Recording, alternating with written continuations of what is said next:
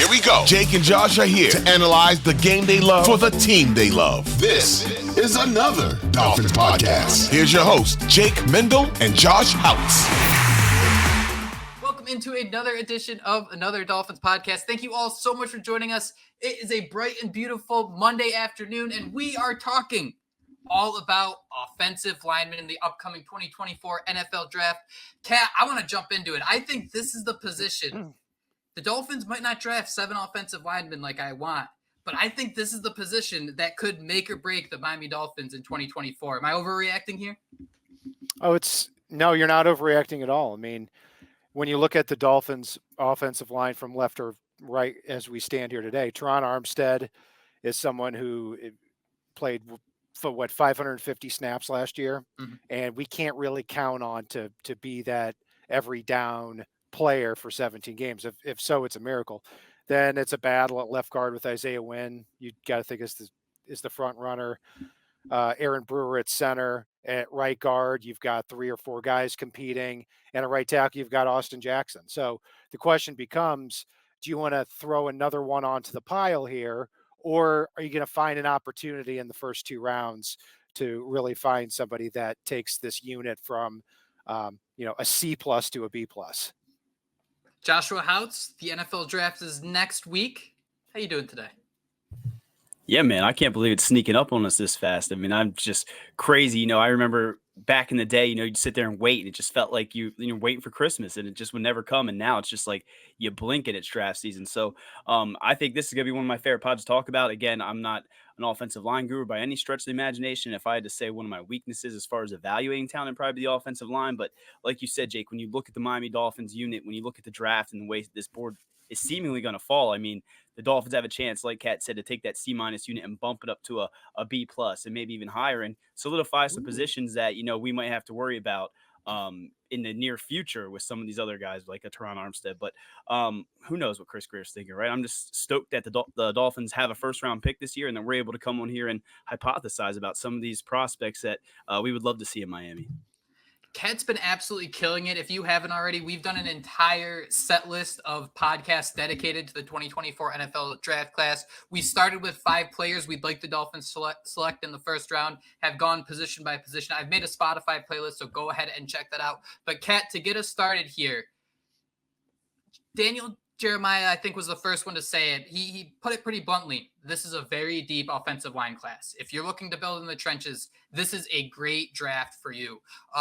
Who are those guys at the top? The Dolphins don't pick until 21 overall. It'll be kind of a long night on Thursday waiting for them to make their selection. But who are those guys at the top of the board who we should just not even put too much brain power in? They'll likely be gone before the Dolphins are picking. Joe Alt definitely won't be there. The left tackle from Notre Dame, 6'9", 320 pounds. The son of a former NFL player.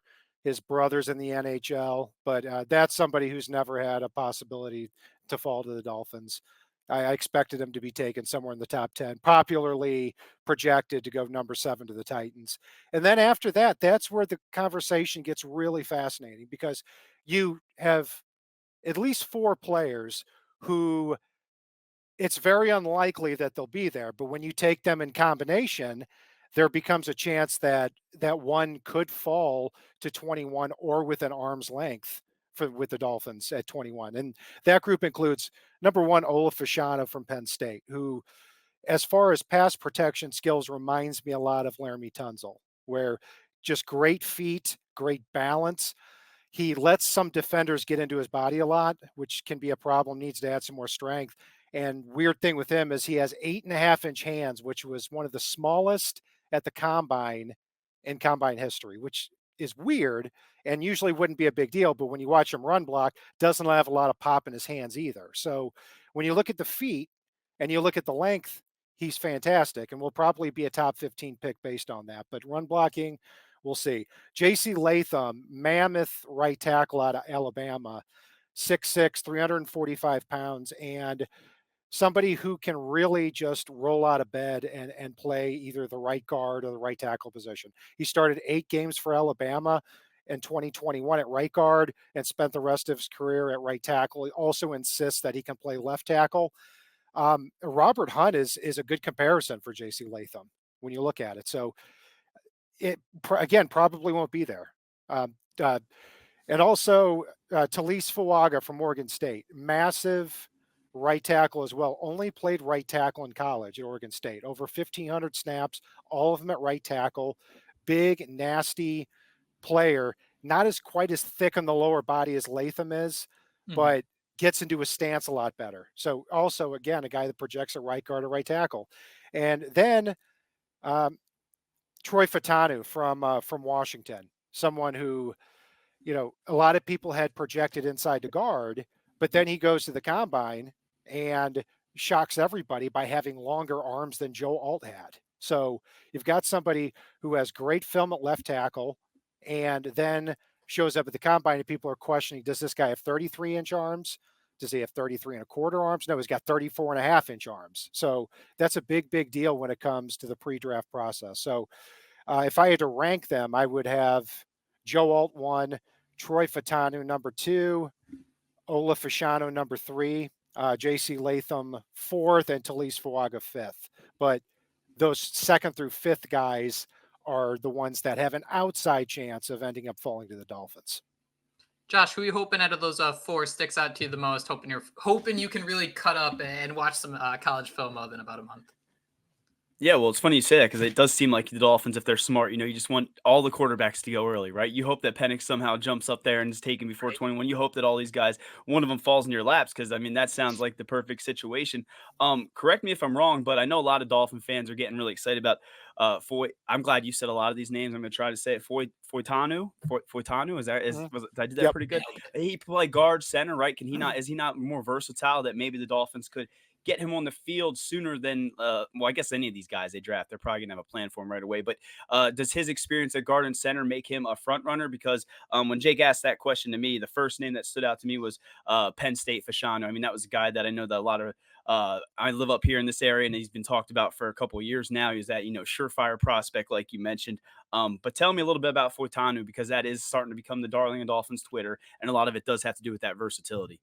Yeah, so Foytanu, he played at left tackle almost exclusively at Washington, and he played a couple of games at left guard, but everyone kind of from the beginning of the pre-draft process had him moving inside the left guard, because at the beginning of this, it was kind of like, okay, this guy might be 6'3.5" with 33-inch arms. He's perfect for left guard. But then he shows up, he's a little bigger, and his arms are long, which surprised everybody. But still, his best spot is probably still left guard. I again hate to use all-time greats or Hall of Famers, but Zach Martin is a perfect comparison for him.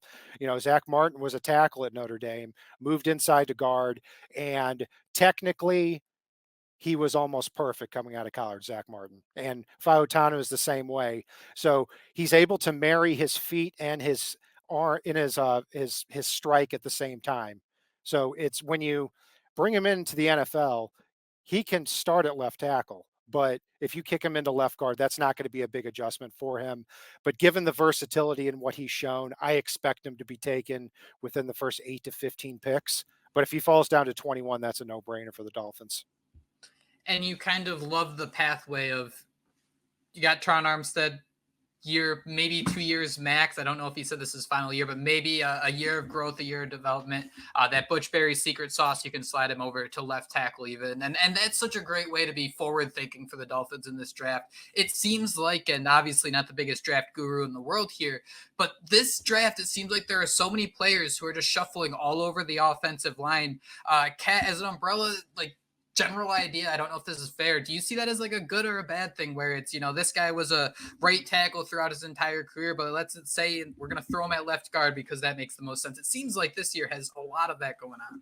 Well, that's a good segue into the next two guys, because after that at tackle, consensusly, Amarius Mims from Georgia and Tyler Guyton from Oklahoma are two guys who have never played guard. So you look at, Amarius Mims from Georgia has barely played tackle. He only has 8 total games at Georgia, starting at the tackle spot. But what really fascinated me about him is how polished he looked and how easy he moved for somebody who's played only 8 college football games. Somebody who's almost 6'8", 345 pounds. So when I look at him, even though he doesn't have the guard experience, I see him as somebody who can very easily move inside the guard. I can't say the same about Tyler Guyton because he's built very tall, very thin. And I think if you move him into guard, not only are you having him switch a position, but you're also having him play a completely different style of football. I think Guyton is a good possibility for the Dolphins in the first round at 21. That's a possibility because he plays on the move like Teron Armstead. He gets downfield fast if you're looking to do those screens and have him get downfield. But if you're talking about a day one starting left guard, I don't think I can get there with Guyton. So I would have Guyton easily below those top 5 tackles: Alt, Fashanu, Latham, Fuaga, and Mims. Yeah, and correct me if I'm wrong, but Guyton, I believe he was summoned to, Dave, or is it Miami Gardens now? My bad. Aren't the Dolphins doing a pre-draft visit with him, I believe? So, Yep. Yeah, I mean, I guess that's a possibility there. Another name that's been thrown out there, Graham Barton. I want your thoughts on him because he seems to be in that next tier as well. And not to backtrack too much, but neither of you said which guy you would truly want to drop if, out of those first 5 guys or first 4 guys, because the more we talk about it, it seems like Foytanu, with him being able to play at guard and then even potentially then to switch at tackle, once Teron Armstead's better days are ahead, that seems like the best bet, at least, on the way it sounds, right? On the surface, it sounds like the best bet. So to answer your first question, I think Alt and Fashanu are not going to be there. Those are two of the 11 or 12 players in the draft. I say no way that they're going to be there. And then after that, Fatano would be my top guy that I hope falls to 21. Then Latham, then Fuaga, and then Mims. Now, to answer your question about Graham Barton, he's somebody that, I said in last week's show, Johnny Newton, if he were the pick at 21, the defensive tackle, that's the one that I look at and I kind of cringe a little bit. It's just not that he's not a good player, but it would just seem like such an underwhelming pick. And I was like that for a while with Graham Barton too. He's somebody that when he was 17 years old still, he was starting center for Duke, and then he moved to left tackle over the last 3 years and is somebody who's not going to stay at that position because he's got really short arms. So there's that. But then in the post-draft process, or in the pre-draft process, you look at him and, okay, well, he's not 6'4", 300. He's 6'5", 313. He runs a 4.97. He athletically tests out better than any of these interior linemen. So now I've gotten to the point with Graham Barton where if he were the pick at 21, then I would be able to at least stomach that opinion. He wouldn't be my favorite choice because he's a center guard and you're asking him to switch positions again from day one. But he projects as a solid interior lineman. I'll say that. Where are you going to start sweating bullets? Because I think the teams might not be super specific, but through the first 15 picks, I think most of the time the draft guys usually nail 80% of that, if not more. When you start getting to pick 18, 19, who do you not want to see still on that board sweating bullets? Like, man, the Dolphins, I cannot see them taking this guy, or even worse, I can see them taking this guy, and I absolutely hate it. Man, as far as offensive line's concerned, the two I'd be underwhelmed with are Tyler Guyton, and Graham Barton. If I were to pick two, and even then, I'm not saying they would be terrible picks on that. Just that Guyton, I feel, would be more of a 1-year project and somebody who is keeping the seam warm for Teron Armstead instead of actually getting in there at guard. And from that point on, a win now team, is that really something that justifies the value? Where Graham Barton, again, I always thought is more of like an early to mid second rounder, but then after he shows up and works out and he is by far the best athlete, among the interior linemen, if you end up taking him at 21, I'd still kind of be all right, but not anything I throw my remote through the TV about. Speaking of throwing remotes through the TV, Joshua, I wanted to ask you, good old pal, the Miami Dolphins, Mike Tannenbaum, did a mock draft about 3-4 weeks ago where he had the Dolphins selecting Jackson Powers Johnson with the first selection. We spent about a month jazzing this guy up. He was absolutely awesome in the Senior Bowl. The hype was building. We miss Mike Pouncey, right? You drafted a guy. He stepped in. He started for 7 years. No questions asked. And that was the end of it. But as we go through this process, man, we've been creating content the whole time. There are ebbs and flows. People get hyped up. Things start to simmer. Am I crazy to say that despite us talking about a month ago that Jackson Powers Johnson could be Miami's first round selection, we could be happy about it? Could we get him in the second? I mean, that's probably something I admittedly said I'm not keeping tabs on these mock drafts. That might be something better suited for Cat. But if they were to be able to get him on day 2, I mean, that would be an absolute home run, right? So, Cat, do you think it's possible that Jackson Powers Johnson, because let's be honest, we're Dolphin fans. We overvalue some of these guys. I'll be the first one to admit I do it, right?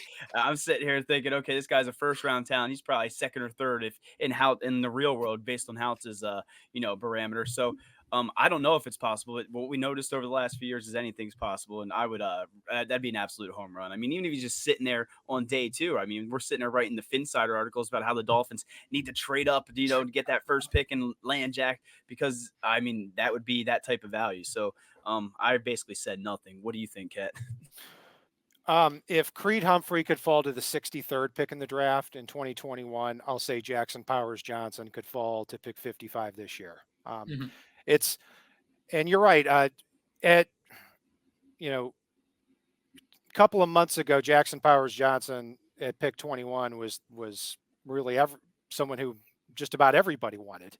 And now it seems like that's cooled off. And like, okay, this guy's a center, hold your horses. And he's not a absolutely dominant football player, but I have not cooled on him. I mean, when you look at pick number 21 and, when we had our one of our first segments here, as far as the draft is concerned, he was my number 1 guy after the top noticeable 13 or 14 players. I've lowered him maybe a couple of picks. I mean, Quinyon Mitchell, for example, from Toledo, I would take there if both players were available. And there are a few other guys too, but I think too, don't overthink Jackson Powers Johnson. This is somebody who's barely 21 years old, has 650 plus pass protection snaps at Oregon, didn't allow 1 sack and just 3 or 4 pressures. And he creates this clean pocket for Bo Nix on each and every snap. That's what's needed right now with the Dolphins offensive line. My best comparison with him, if you look at the Dolphins historically, is Richie Incognito. I mean, somebody who just did his job each and every play. Who created a clean pocket, who established an attitude up front. I think Jackson Powers Johnson would be that same type of player. Now, Kat, how? I'm just trying to get the pulse here. Would you be upset if the Dolphins, if he was on the board at 21 and the Dolphins maybe traded down, let's say 5, 6, 7 slots? Would you be annoyed that they're testing fate in a scenario like this? Or where would you start to say, like, all right, we've gone too far. We got to, draft this guy? If there's a scenario they do, let's say, take a cornerback, maybe a safety there in the first round, how quickly into the second round are you trying to invest or get a payday loan on one of these third round picks that the Dolphins are going to be getting next year in order to jump up and get him? Well, if you were to trade down from 21 to, let's say, 27, 28, 29, you're probably only getting a 4th round pick. Like, I think it's easy to overvalue what the Dolphins would get in return. So if Jackson Powers Johnson is the guy that they wanted, and if he were the top guy on my board, yeah, I would be a little bit annoyed if they traded from 21 down to 28, got a 4th round pick, and then Powers Johnson was taken between 21 and 28. The consensus has Powers Johnson falling into the second round. So as far as I'm concerned, if you trade down and got him, great. If you traded up from 55, into early mid-second round, like the Dolphins did a few years ago when they unfortunately took Liam Eichenberg, then I would be in favor of that too. So it's all about who's there and what type of value you're getting and what you'd be getting in a trade down or trade up. Yeah, and I mean, as much of a cop-out as it is to say, I mean, it all depends on how that board looks, right? I mean, you mentioned Quinyon Mitchell, you mentioned some of these tackles that you like, defensive tackles in previous pods, pass rushers. I mean, if you're sitting there and you can trade down 7 spots and you still have one of those guys that are highly valued on your board, it might feel a little bit easier to do that. But like I've been saying, I'm hopefully going to be cramming for the draft and doing some breakdowns. But I feel like ever since we've come on here, I've been set on Jackson Powers Johnson. I believe you just mentioned Richie Incognito, and now I can't unsee that because he kind of looks like a happier version, right? Like the 21-year-old, like he's not going to bully some. I guess he was, but I'm starting to see that now, and I'm wondering. I think it was Baldy that said, he just looks like a center in Miami. I'm starting to wonder if that's kind of what he meant. I mean, I know I'm thinking he meant someone else, but yeah, I would be all for Jackson Powers Johnson, whether it's at 21, whether you got to trade down. But like you guys have both said, it sounds like at least from a consensus standpoint, things are cooling. But how much of that is just, what these NFL teams want out there at this point?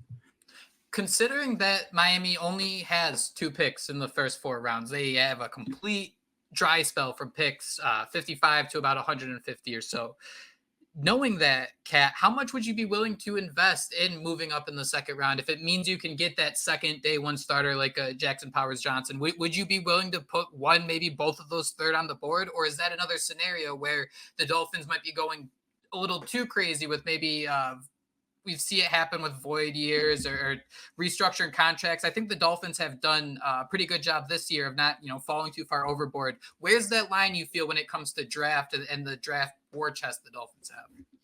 If just looking at the players, if they were to fall into day 2, the 2 guys that I would look at are, if they fell, and I don't expect them to, is Amarius Mims, Graham Barton, and Jackson Powers Johnson. If one of those 3 fell into the day 2 after the Dolphins picked whoever at 21, even if it is an offensive lineman, that would be something they might want to look at. And they would probably end up leveraging their compensatory third-round picks for next year to be able to do that. So if you were to say, let's say, for example, someone falls to pick number 21 like Terry and Arnold, you don't expect him to be there, and the Dolphins made him their first round pick. And then now you get into day 2 and you see a Jackson Powers Johnson falling down to pick 38, 39. Yeah, I mean, I think those are 2 great players to start off your draft with. And, they wouldn't have anything really the rest of the draft, but, that's okay in that circumstance. So, yeah, it really has to be somebody special, because when you look at the rest of the offensive line class, it is very, very deep. I mean, you get into the second round, you're talking about someone like Patrick Paul from Houston, who's just exclusively a left tackle, but is 6'7", 330 pounds, has an incredible resume at Houston. Not much guard or right tackle versatility, but if you're looking for an heir apparent to Teron Armstead, maybe the Dolphins can sit back to pick 55 and end up getting a Patrick Paul. That would be somebody that would certainly be fascinating. Roger Rosengarten from Washington, Mel Kiper had him going late in the first round. He was the right tackle at Washington, while Fautanu was the left tackle. And I believe that if Rosengarten didn't have a poor game in the national championship against Michigan, we would be talking about him as a late first, early second round lock. And compliment to Rosengarten on that is, 2 years ago when Michael Penix went from Indiana to Washington, they moved Rosengarten from left tackle to right tackle. And he has done a phenomenal job since then, other than the national championship game. Then he goes to the combine and runs a 4.9 at 6'5", 310 pounds. So with Rosengarten, you're talking about somebody who's like the 9th or 10th offensive tackle in the whole draft. And Mel Kiper's got him mocked at the end of the first round. That just shows how deep this offensive line class is.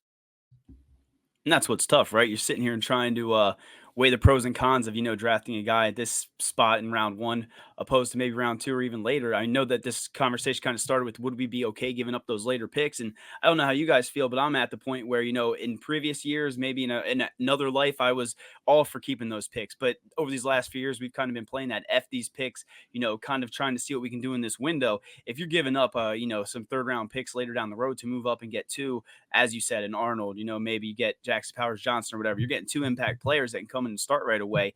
If those are your guys and you're confident in that their ability to come in and play right away, I'm fine with them emptying the chamber if that's what they have to do. And we worry about the future when that time comes, because every day it seems like we're getting further and further down the road from this Dolphins window, and I'm okay if they have to empty the chamber now to bring in those impact players. Kat, where are you feeling on someone like Zach Frazier? What's the drop off from someone like Jackson Powers Johnson to Frazier? Because I think it's the draft developments I've been reading are just so unique, because if I look at all the tackles, we talk about how deep of a class this is. It's great. But then once we start looking at interior linemen, and I'm just using the PFF big board right here, they have JPJ as their 19th rated player, Frazier at 31, then the number 3 rated guard, Christian Mahogany from Boston College, he's all the way down at 92. So does it start to get a little awkward at some point there, late second, early third? Zach Frazier, I've seen projected a little bit higher. Consensusly, and if you're somebody who liked Creed Humphrey 3 years ago, it's impossible not to like Zach Frazier. He's more that strictly center, born to play center, wrestling background, just a great film, consistent from snap in and from snap in to snap out, can also play some guard too. So I like that. Yeah, it gets interesting with the pure center guard class, because to me, after Fautano, if you count him as a guard, he's clear number 1. Then you've got probably Graham Barton consensusly as the second guy, and then Jackson Powers Johnson's the third guy. You may be able to flip-flop Powers Johnson, Barton based on who you talk to. And then you've got a lot that doesn't separate there. But Zach Frazier, I would think, as far as interior lineman, has to be 4th. And then 5th, yeah, Christian Mahogany, more if I'd say a late 3rd, but Christian Haynes is the guy that has been projected most to the Dolphins in the 2nd round out of UConn. And this guy's 6'3", he's 317 pounds, has great movement skills, but I'm not as high on as a lot of other people. I'd like him more in like the 3rd or 4th round, not the 2nd round. He comes in real high out of his stance, and I think there's a lot of leverage things that he would need to work on. So that's the thing that has to factor into this with the Dolphins, at offensive line, at least for me, is that once you get past the 1st round, is somebody going to fall to 55? And if not, are you going to take a pure guard at that spot in 55, like a Christian Haynes? To me, the answer is no. So I prefer to do a trade down in the 1st round. Kat, I'm going to put you on the spot here real quick. I know you like doing this. The Dolphins drafted Liam Eichenberg in the 2nd round of the 2021 draft. They drafted Robert Hunt in the 2nd round of the 2020 draft. Before then, who was the last offensive lineman picked in the 2nd round by the Miami Dolphins? In the 2nd round, huh? See, I know 3rd round because it was Michael Dieter the year before that. Yep. His name was almost 17? Brought up earlier. That's the only hint I'm going to give. 2015. I'm going down the list here. Billy Turner was a 3rd rounder. So is that? When was Jonathan Martin? We weren't talking about Jonathan Martin was 2012. Really? Yeah. The last one since Bob Hunt was Jonathan Martin. Jonathan Martin was 2012. And yeah, funny story. I have a custom made Jonathan Martin jersey. The only one in all of existence. I should wear it next week. We're not saying anything bad about him. If he watches this, we're not saying anything bad about him. And I did that right after he was drafted, not before the whole nonsense issue happened. But anyway, yeah, no, that's the Dolphins. When you look at that, 3rd round was the round that they always wanted to draft. Offensive linemen, and you have Billy Turner, Dallas Thomas, John Jerry, Michael Dieter. Not a lot of good luck in the 3rd round. So maybe they should try somebody in the 1st round again. Yeah, I was starting to trying to think, what are the expectations? Because the Dolphins have a couple 6th round picks. They obviously have a 5th round pick. When's the last reasonable standard for a guy drafted that late to come in and have some sort of impact early on? Because I do think what you said earlier about, hey, the Dolphins can make one selection in the 1st, one in the 2nd. You hope you get 2 good players because that's going to be the draft. I think there's nothing wrong with that. I'm looking 2020, Solomon Kinley, formerly known as Cheeks. He was drafted as a 4th rounder. But what kind of expectations can the Dolphins get out of maybe a 4th, 5th, 6th round pick? And are there any that stick out to you that could come in and maybe not start opening day, but by week 15, 16, we're feeling all right if they have to come in for a few snaps? Zach Zinter from Michigan is somebody I think would have been a 2nd round pick if he hadn't gotten hurt. And he got hurt late in the season, didn't tear any ligaments, but someone 6'6", 310 pounds. He isn't the most nimble guy, but if you just want to plug somebody in at right guard and pass protect, then I think he gets the job done very easily. Probably would fall to day 3 now, given his injury, but somebody I think would be really good value. Brandon Coleman from TCU can play tackle and guard. He still needs to pull it all together, but somebody who's 6'4", 313 pounds, kind of a tweener, but ran under a 5 flat and, has the arm length and has shown that nastiness on tape too, that could justify him being kind of I don't know if he's a day 1 guard, but somebody who can certainly settle in at the left guard spot. So yeah, there's that. And, other players that come to mind, Tanner Bortolini from Wisconsin is somebody that if I'm just looking squarely at the 5th round, great athlete at the center spot and has a lot of experience too. I mean, somebody who ran under 5 flat too. And I think he can anchor really well for his size. If you're looking for somebody who is a good athlete at the center guard position that Mike McDaniel, values, I think that makes a lot of sense. Josh, we'll find a way to hype up all these guys. Sorry, what was that? No, I was just gonna say, do you think that'd probably be Miami's best bet if they have those late round darts? Do you think offensive line is the way to go, just with how this unit's shaping up a little bit? Yeah, I mean, I wouldn't hate it, right? I mean, I guess it would all depend on how early they draft one. We're talking tackles, guards, Jackson Powers Johnson. If they go, offensive line with the first 2, I might want them to throw a dart at a wide receiver or something like that later on. But I have no issue with that, especially with the way things are shaping up. It seems like they're okay with the battles at guard. It seems like we're going to have some question marks there and tackle later down the road. So, yeah, man, throw those late round darts. Throw as many darts as you have to and hope that one sticks because that's how you continue to have success in the NFL, by hitting on some of these, the day 2 and day 3 prospect. Kat, everything's changing so much, day by day as we get this close to the draft. How are you feeling about what you want the Miami Dolphins to do specifically? I'm starting to get into a scenario where, do you see that maybe if they take, let's say let me ask you this. Is there a position you hope they take in the first round because it can dictate what they're going to do in the rest of the draft? Are you hoping maybe they can get that safety that they need? Then all of a sudden that's something they no longer have to worry about. Or is there a specific position like that where you want the Dolphins ready to lock it up and not worry about it anymore? I've always been a best player available guy as far as the draft. I think that in the first round, I think that in the second round. And that the fortunate thing in my eyes is that the best player available at 21 is going to be an offensive lineman. And whether that is Troy Fautanu, Ola Fashanu, J.C. Latham, Talise Fuaga, or Amarius Mims. There are 6 or 7 guys here where I'm looking at 21. I'm thinking they all can't go in the first 20 picks. Now Fautanu and Fashanu, I bet would. But it's like J.C. Latham probably go in the first 20 picks. Fuaga probably in the first 20 picks. Amarius Mims probably in the first 20 picks. But are they all going to go? I don't think so. So that's why I look here and say that the Dolphins are going to secure one of their day 1 starting offensive linemen here at pick 21, if I had to make a guess. And you'd really be so I don't want to hate on any of these prospects, and everything can change in a moment. Something that worries me about someone like J.C. Latham, I'm reading here 18 penalties over the last 2 seasons, especially these aren't 17 game seasons to begin with.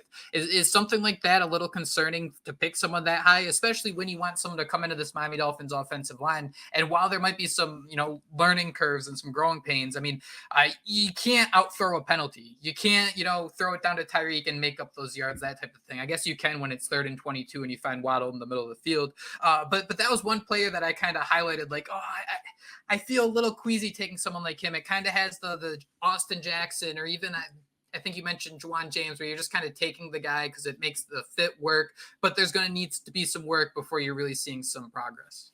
Yeah, you would be trying to fit somebody into a specific spot. And to me, if you drafted Latham, he would be your right guard.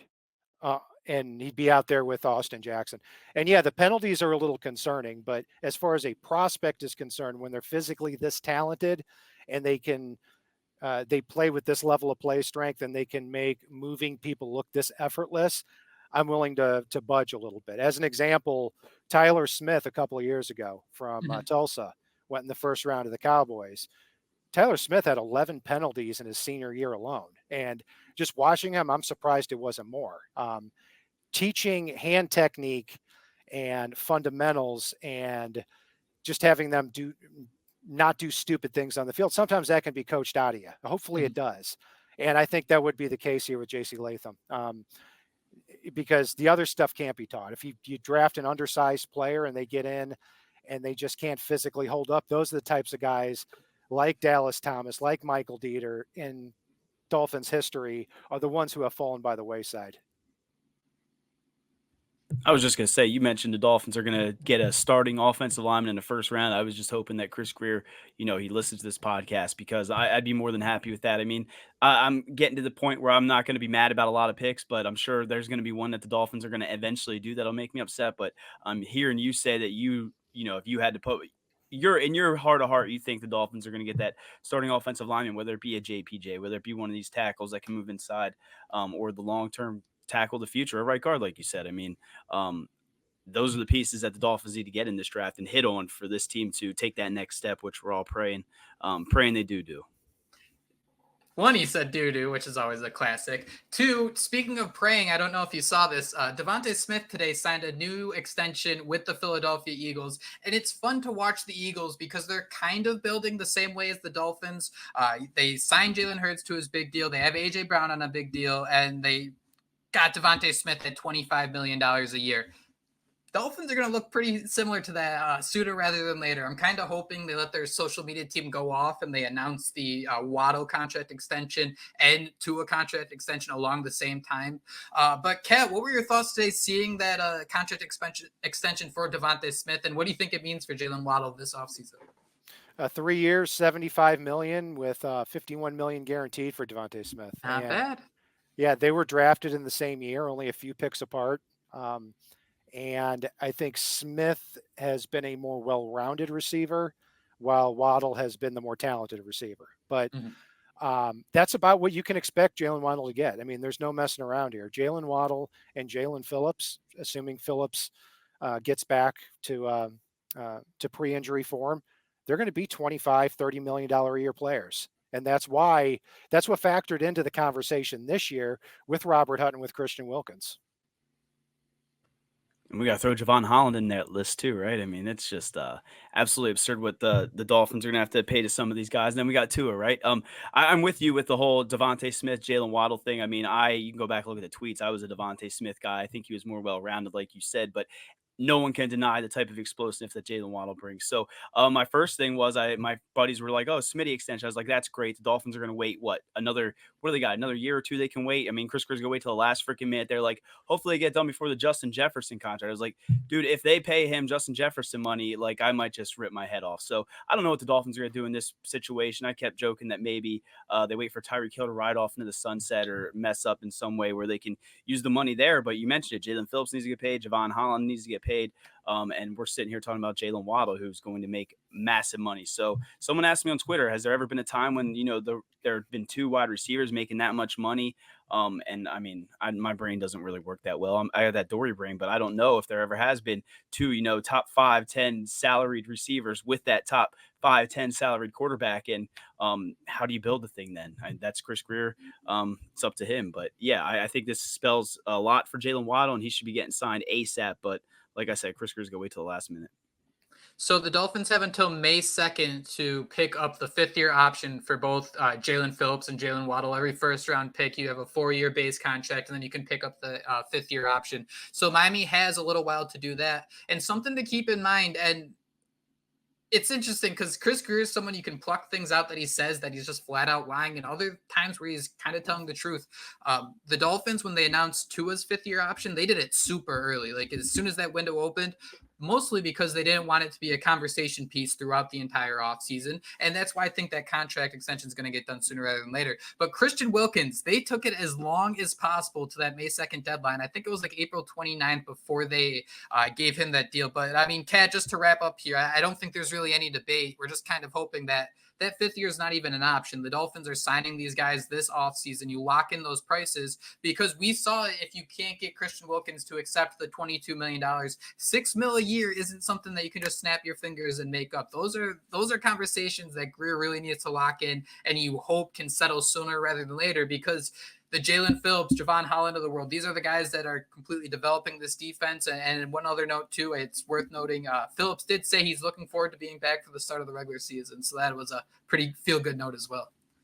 Right. Yeah. I mean, both are no-brainers. I mean, to me, Phillips was turning into a superstar before his injury, and Jalen Waddle is one of 8 players in NFL history to start with 3 consecutive 1,000 yard seasons. I mean, it's an absolute no-brainer. Waddle brings a speed component to the offense that can't be taught. So yeah, both I agree with every word you said there. Both are no-brainers.